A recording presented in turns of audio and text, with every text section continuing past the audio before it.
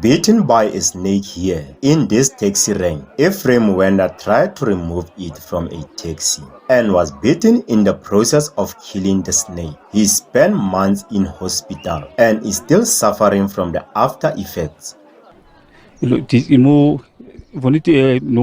I saw a snake in the taxi and I took it out, trying to kill it. When I thought it was finally dead, it took me by surprise and bit me. I went to hospital. They asked me what happened and they checked my finger. I told them I was bitten by a snake and they asked what kind of a snake, and I couldn't tell them what kind of snake because I didn't know.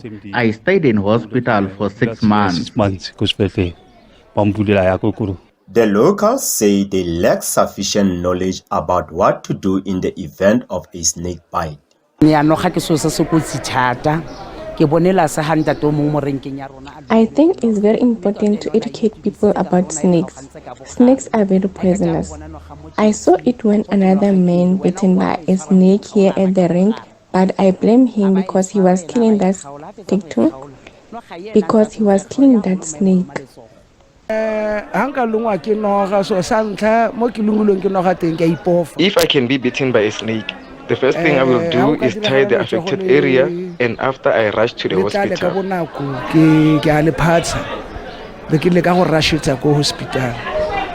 Locally, anti-venom is produced by the South African Vaccine Producers, a subsidiary of the National Health Laboratory Services. Earlier this year, they were unable to produce enough polyvalent snake antivenom, which is used to treat bites from, among others, black mamba, green mamba, and Cape cobra. Veterinarians especially struggle to get antivenom. The National Health Department, however, say they currently have sufficient supply. Although there's a shortage of snake bite antivenom around the world, the Department of Health is able to meet the demand using the current stock levels of antivenom. Therefore, we urge that all victims of snake bite should be rushed to the nearest hospital for medical attention. A local ecologist and trained snake catcher from Northwest Parks Board say their call-outs are increasing. Mafikeng area and the surroundings, greater Mafikeng area. The most calls that we receive, or I receive so far, is boom slang. Even 2 days earlier, I caught a boom slang just at the residence here at Rivera Park. I caught a boom slang also at the school at Rooigrond. And the other snake that is common here is a snouted cobra. It's a type of cobra. And both snakes are very venomous or highly venomous and dangerous. And then we also get calls for puff adders. Puff adders are also very dangerous, very venomous. And there's big snakes like the python, the Southern African python. We get many calls, especially around June. There's a reason for that. And a warning to rather stay clear of snakes. Don't throw rocks at them or try and shoot them.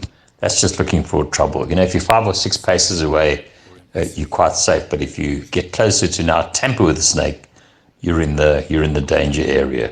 So quite often we see people trying to catch snakes with bright tongs. They're not designed for catching snakes. And the last thing you want to do is grab a snake behind the head or grab it by the tail.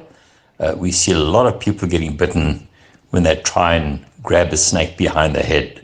It is estimated that around 3,500 people get bitten by a snake in South Africa every year, with a small percentage of those requiring antivenom. Kagiso Kipopele, SABC News, Mahikeng.